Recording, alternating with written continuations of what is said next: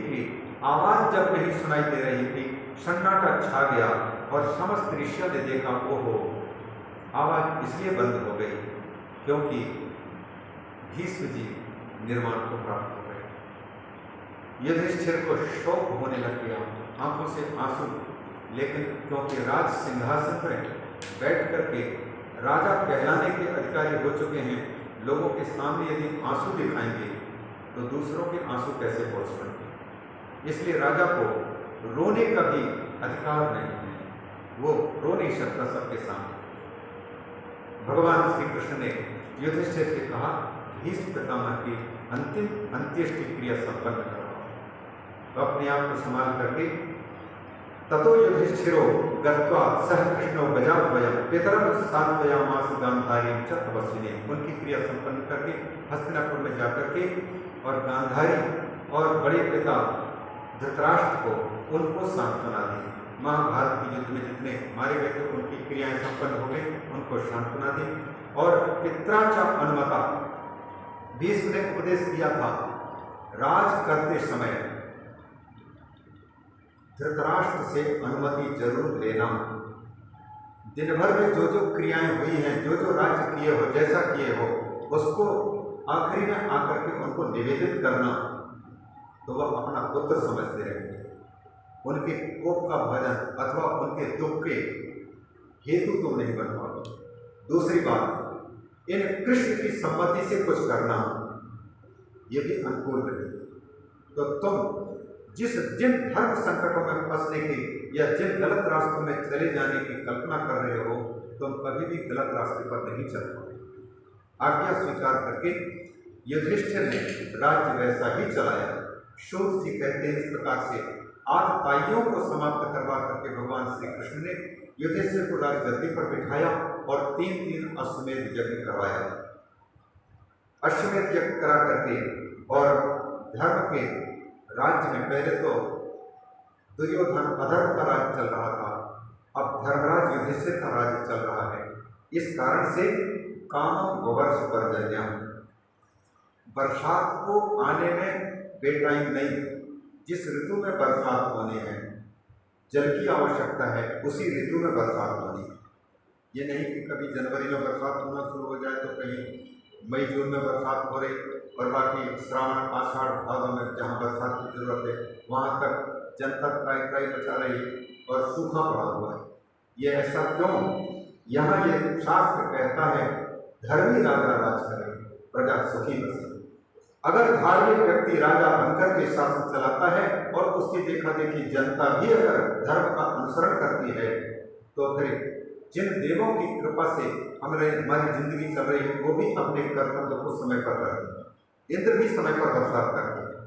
काम वर्ष पर्जन्य, और ये धरती काम दुखामही, जो चाहिए वो सब चीज अन्न उड़ेल करके ये देती है। शिशुष्म प्रजान गावा, धर्म रहते ये गायों के दूध से गौशालाएं सिंचित रहती हैं, गीली रहती है, इतने दूर ये सब आता रहता है। वयस्योधि मुदा, नदियां प्रदूषित नहीं होती, गंगा प्रदूषण की बात नहीं चल सकती, नर्मदा के प्रदूषण की बात, यमुना के प्रदूषण की बात नहीं। इनमें स्वच्छ सलिल, समुद्र भी स्वच्छ हैं, पर्वत अपने आप जो कोयला, हीरा, सोना, चांदी जो भी धरती से निकलते हैं कोयल करके दे रहे हैं, वनस्पति फल फूल दे रहे हैं, क्योंकि ये सब के सब धार्मिक राजा के राज्य करने पर और जनता जब तक धर्म का अनुसरण करती है तब तक ये सारी प्रकृति प्रजा के अनुकूल रह करके सब चीज देती है। और जहाँ पर धर्म को छोड़ती है जनता, वहाँ पर अचानक गंगा भी प्रकोपित होकर के सबको ढहाने को तैयार हो जाती है। अचानक ये धरती भी कांप करके जनधन की हानि करवा देती है। अचानक ज्वालामुखी प्रकट हो जाती है, अचानक सुनामी लहर उठ जाती है, अचानक कोरोना आ जाए।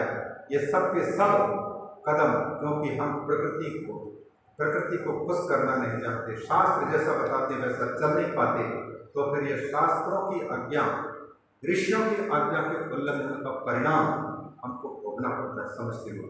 तो बहुत सी बातें हैं, ये भागवत के लगता है कि छोड़ना ही पड़ेगा। कूद कूद करके जाएंगे, क्योंकि कल तो एकदम चौथा दिन कब आ जा रहा है पता नहीं लग रहा है। 7 दिन में बिल्कुल ऊँट के मुँह में जीरा जैसे।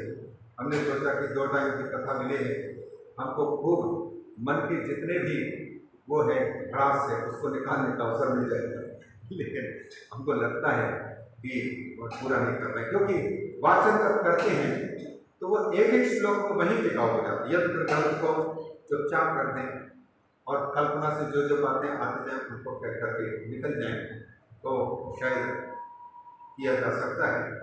लेकिन जो बातें आती हैं वक्ता को अच्छा लगते हैं इसलिए कह रहे हैं, और वक्ता को अच्छे लग रहे हैं तो हमें लगता है भगवान उससे नाराज नहीं है बल्कि उससे प्रसन्न ही है।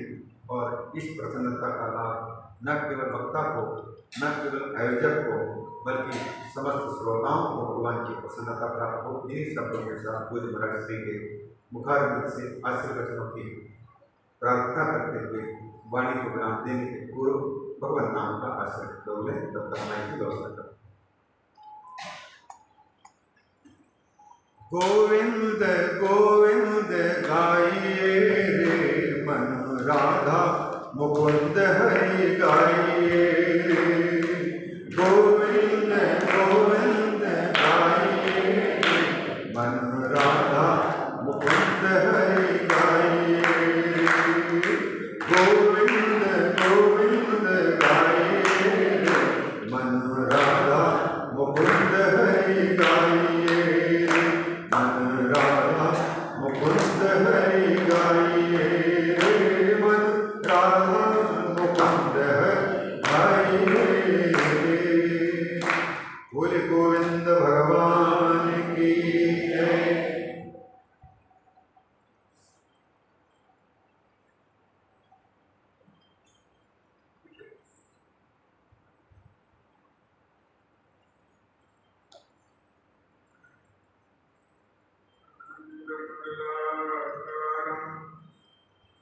व्याप्तं येन चराचरं तत्पदं सच्चिदं येन तस्मै श्रीगुरुवे नमः। तस्मै श्रीगुरुवे नमः। यो अन्तः प्रविश्य वाग्मिमां प्रकृतां सञ्जीवयति अखिलशक्तिधरः स्वधाम्ना अन्यास्तहस्रचरणं सर्वदा नमो भगवते पुरुषाय नमो भगवते पुरुषाय मनोजवत्मा ऋतुतुल्यवेगं जितेन्द्रियं बुद्धिमतां वातात्मजं श्रीरामदूतं शरणं प्रपद्ये। श्रीरामदूतं शरणं प्रपद्ये। व्यासपीठवरदासी सनातन अंतर्राष्ट्रीय प्रवक्ता स्वामी योगेशानंद महाराज, उपस्थित माताएं बहनों भगवत प्रेमी सज्जनों, जो मेरे हृदय में बात थी उस बात को आपने आज प्रकट किया, क्योंकि प्रायः कथाकार संगीत के साथ भागवत करते हैं, संगीत में अधिक समय लगता है और ये का कथा करते हैं और संगीत का समय निकलता है, इसलिए भागवत सुनने के लिए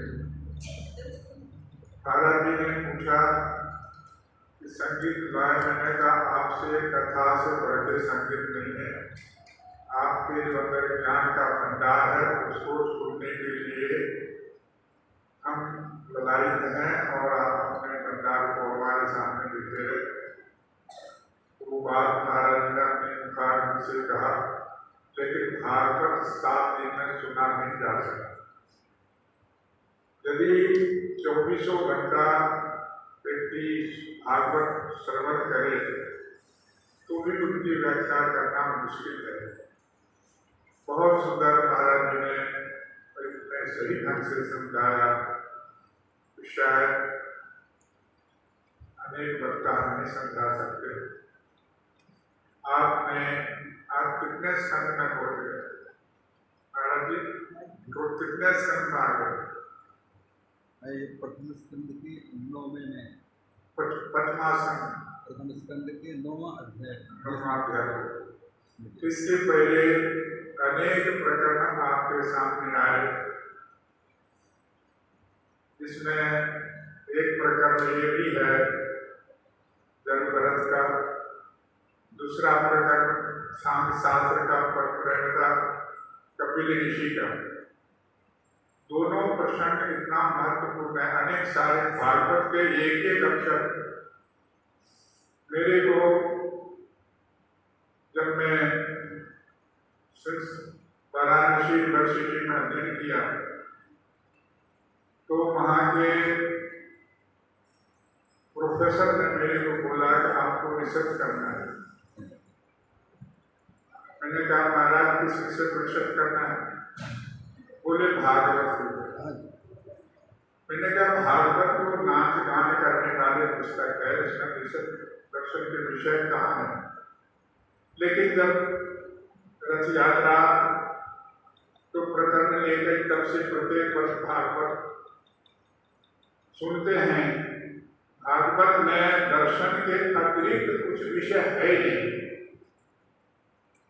दर्शन के अतिरिक्त कुछ विषय नहीं भागवत में। दर्शन शब्द की व्याख्या यह है दृश्यते अनिमिति दर्शन है, जिसके द्वारा अपने स्वरूप को देखा जाए, उसको दर्शन कहते हैं। भागवत का उद्देश्य यही है, कल मैंने बतलाया था, एतावान शंख योगाभ्याम स्वधर्म पर निष्ठया जन्म लाभ परम पुरुषम अंते नारायण स्मृति। आपो नारायण श्रुता आपो नर श्रुता तस्य आयने पूर्वम से नारायण स्मृति। अर्थात जल रूप में ब्रह्म में संकल्प हुआ, लिखा है नित्यो नित्यानाम चेतनस चेतनानाम ये के बहुनाम विद्यार्थी कामा। जिस समय कामना हुई ब्रह्म के अंदर कि मैं सृष्टि करूं, उसी समय जब तक कामना नहीं आती तब तक सृष्टि नहीं होती। काम ही सृष्टि का मूल साधन है। ब्रह्म के अंदर जैसे संकल्प हुआ मैं सृष्टि करूं, वैसे ब्रह्म लिखित हो गए, जल रूप में परिणित हो गए। अब ब्रह्मणि मरा आप जल का कई कोटि आपको नारायण करता, अब ब्रह्मणि मरा आपका। अब जल प्रथम ब्रह्म का दरबार अपर है, उसके बाद मरीची है, उसके बाद मर है, उसके बाद आप है। आप जब उसको बोलते हैं जो भूमि में समाया हुआ है, उसी से वनस्पति पकता है, फलता है, पैदा होता है, वही अन्न खा करके संतान की प्राप्ति होती है। एक बहुत लंबी प्रक्रिया है। तो कहने का मतलब ये है कि जिस समय ब्रह्म के अंदर संकल्प हुआ उसी समय लिखित हो गया। गंगा प्रथम दरबार है, ब्रह्मा गंगा का इतना महत्व है। गंगा आप देखो जरा, विश्व को कोई भी ऐसी नदी है, कोई भी नदी ऐसी है जिसके जल को आप रखो जीवात्मा न आए, कीड़े न पड़ जाए। लेकिन गंगा ऐसी है, गंगा का जल ऐसा है, आप वर्षों रखो कोई जीवात नहीं पड़ेगा, कोई जीव नहीं पैदा होगा। गंगा साक्षात ब्रह्म दरबार। इसीलिए तो करने का तात्पर्य है कि जीवन को समझना बहुत हमारा से बहुत सुंदर का। अब ये क्या कहा कि आपने सुना, द्रौपदी ने जब देश पितामह से पूछा, दादा जो बात आज आप कह रहे हैं, जिस समय मेरे को सभा अपमान किया जा रहा था, दंड करने की प्रक्रिया करते उस समय ज्ञान आपका कहाँ गया? तो क्या उत्तर दिया? बहुत सुंदर उत्तर दिया, बेटी उस समय हमारा ज्ञान अन्न जिसका अन्न खा रहे थे वो अन्न के द्वारा छुप गया था। जानता था लेकिन अन्न जैसा अन्न तो जैसा मन होगा वहीं आप पहुंचोगे। तो दो प्रकरण बहुत सुंदर समझने की है। जब भरत राजा तपस्या कर रहे थे तो अंत में मृग का स्मरण आया और उसको मृग जोड़ी में गया। मृग जोड़ी के बाद फिर ब्राह्मण जोड़ी में आया। ब्राह्मण जोड़ी में जब जन्म का ज्ञान था तो वो जड़ भरत कर गया। रघुगण राजा जो मृग था रघुगण राजा चिंतन किसका कर रहा था? मृग चिंतन किसका कर रहा था? भरत का। और भरत चिंतन किसका कर रहा था? मृग। देखो जरा वैज्ञानिक ठीक से मृग चिंतन कर रहा था भरत का, और भरत किसका चिंतन कर रहा था? मृग का। भरत मृग का चिंतन कर रहा था, इसीलिए मृग जोड़ी में गए। और मृग भरत का चिंतन कर रहा था, इसीलिए रघुगण राजा। मृग जोड़ी में थोड़ी काल रहे, फिर वो जब भरत उत्पन्न कर गए, फिर वही मृग जो ज्ञान पिपासा, इसीलिए कहा है कि बरुकर बास नरकर दाता। गोस्वामी तुलसीदास दार्शनिक का बरुकर बास नरकर दाता दुष्ट संगम देहि विदाता। कभी भी शास्त्र कहता संग सर्वात्मन त्याग। यदि सुखी होना हो तो सबके साथ छोड़ो। संग सर्वात्मन त्याग, सबके संग छोड़ दो। सब जगह सत्य थे, क्योंकि संग छोड़ना बड़ा मुश्किल है। जंगल में जाओगे जंगली व्यक्ति से संपर्क होगा, आश्रम में आओगे आश्रम वासी के साथ संपर्क होगा, घर में रहो घर वाले के साथ संपर्क होगा। संपर्क में तो रहना पड़ता है। कहते संघर्ष सर्वात्मना त्याग, सब त्याग कर सकते, संग छोड़ नहीं सकते। सताम संगोनो देश, तथा संगो ही देशजम। संग करना हो तो संत का संग करो, जो उसकी, क्योंकि जैसा व्यक्ति होगा वैसा गति बन जाएगी। तो वही भरत राजा जब भरत बना तो वही मृग रघुगण राजा बना। तो वो जब ज्ञान, क्योंकि जो लिखा है गीता में है, जब वो कहा अर्जुन से, कृष्ण भगवान कृष्ण, अर्जुन जो ज्ञान मैंने पहले जो ज्ञान को दे रहा हूं, ये ज्ञान पहले मैंने सूर्य को दिया, सूर्य ने मनु को दिया, मनु ने विश्वास को दिया। ये परंपरा चलते हुए बीच में वो ज्ञान युक्त हुआ, वही ज्ञान तुमको दे रहा हूं। बोले महाराज ये आप कैसी बात कर रहे? ये बात तो ऐसी है कि दो गप्पी इकट्ठे हो गए। ये गप्पी करने लगे, देखो भाई मेरे दादा के पास एक भैंस थी। भैंस इतनी बड़ी शक्तिशाली भैंस थी, जब कभी बाढ़ आता था तो गांव के कम से कम 5000 व्यक्ति उसके गांव में रहते थे। सारे गांव के सामान और सारे गांव वासी को भैंस बैठ करके बाहर में चले जाते थे। बोले महाराज, कभी दूसरा कभी बोला कि ये भी कोई बात है, इतने सारे गांव के व्यक्ति 5000 व्यक्ति को लेकर के और सब सामान लेके बाहर में चले जाते थे। बोले हाँ। बोले भाई तेरे दादा से मेरा दादा बहुत प्रभावशाली है। बोले कैसे? बोले मेरे दादा के पास एक डंडा था, डंडा। तो जब कभी वर्षा न होती थी तो हमारे दादा के पास सब इकट्ठे हो जाते थे, दादा वर्षा करो वर्षा करो। तो दादा कहता था चलिए, डंडा को आसमान में घुमाते थे और चंद्रमा सूर्य तारे सब टकराते थे, उससे बादल बनता था, वर्षा हो जाती थी। बोले भाई इतने बड़े डंडे जो चंद्रमा सूर्य तक वो रखता कहाँ था? मेरे दादा के कुर्ली में, दादा की भैंस की कुर्ली में जहाँ घास डालते हैं उसमें वो रखता था। तो कहते हैं कि ये आप ऐसी बात कर रहे हो। सूर्य कब हुआ? जब से सृष्टि प्रारंभ हुई सूर्य तब हुआ, मनु तब हुआ। हमारा आपका जन्म थोड़े अंतर है, 10-20 वर्ष। आप बड़े हो, मैं छोटा हूँ, आप कैसे ये बोले?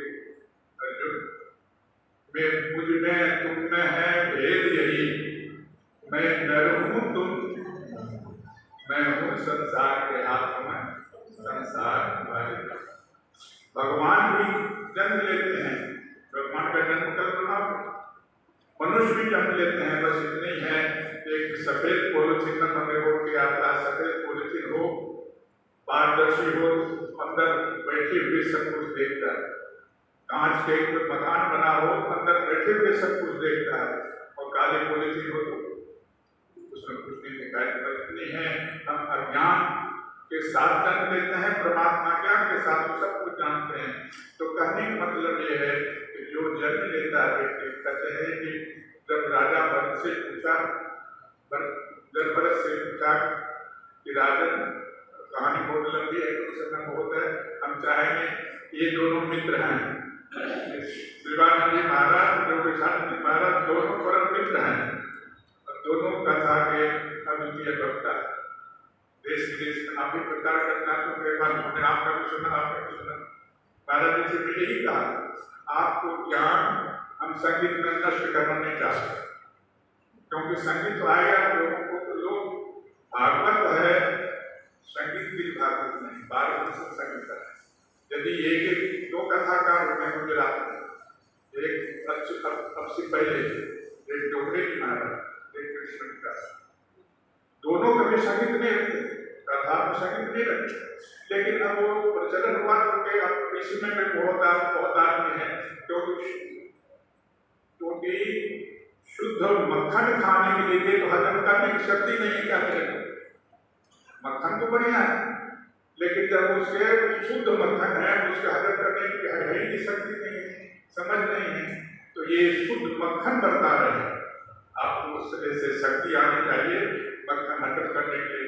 तो जब भरत से पूछा, उनको पता चला रघुकर राजा को कि यही जिसको हम तलाश करने जा रहे हैं वो मिल क्या है? बोले प्रभु आपने बतलाओ, हृदय ज्ञान है, ज्ञान के बगैर मुक्ति नहीं होती। ज्ञान किसका? जब तक आपको नरावत बोला ना, आपको नरावत जो अपनी स्मृति है, भागवत का उद्देश्य है अपनी स्मृति। बोले कि स्मृति कहाँ मिलेगी, कैसे मिलेगी?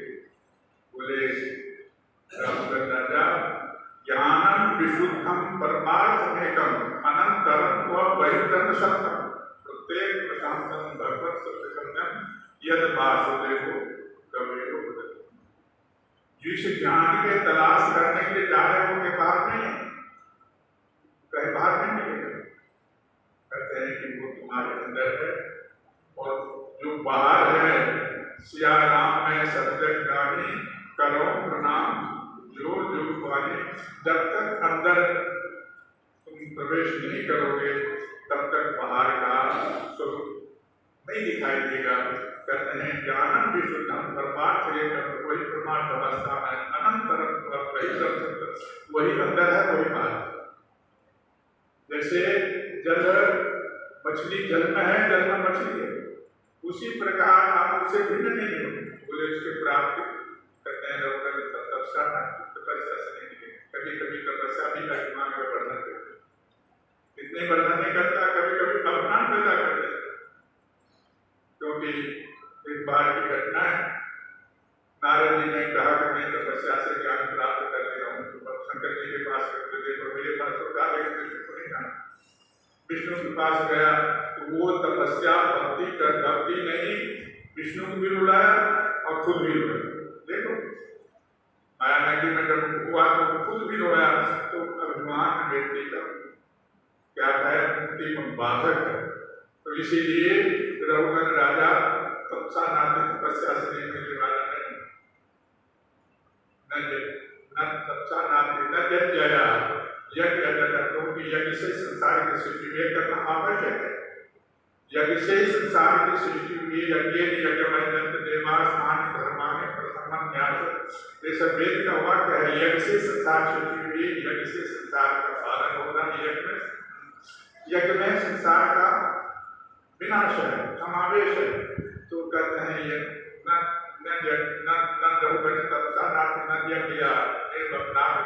घर से निकल जाओ, आश्रम में आ जाओ। हम तो कभी कभी लोगों से हंसते हैं, जब घर में यहाँ आकर के आश्रम में आकर घर की बात कर रहे हो, तो यहाँ क्यों आए? वही बैठे रहे। यहाँ घर की बात करने समस्या लेकर आने के लिए नहीं, यहाँ तुम तब्दील करने के लिए आते हैं। वेद यजन आदि करो, उससे भी कुछ नहीं होगा। न जदार की सुनी तयोभिषेकम, जब तक किसी महापुरुष के चरणों में अपने आप को समर्पित। ठीक है, आप गेहूं खाते हो, चना खाते हो, अब गेहूं चना को कपड़े में बांध के रख दो, तिजोरी में बांध के रख दो, तो वो उसका अंकुरण नहीं आएगा, उसमें अंकुरण नहीं आएगा। लेकिन जब उसको भूमि में डालोगे तो वही एक से अनेक बन जाएगा। पीपल का बीज छोटा है और वो बीज छोटा है, जब तक भूमि में नहीं डालोगे तब तक वृक्ष नहीं बनेगा, फिर वो अनेक बीज लगेगा। अनेक मतलब है बिना बिना महापुरुष के चरणों पर समर्पित हुए वो ज्ञान की प्राप्ति नहीं होती। कहना तो उसका अब 25 मिनट हो गया। हम चाहते हैं, उनका मित्र आया है और हमारा सहयोगी है, रथ यात्रा पर करता हूँ, तो मैं इनसे निवेदन करता हूँ आप भी आप अपने आशीर्वाद दें। स्वामी महामंत्र स्वामी शिवाजी ने कहा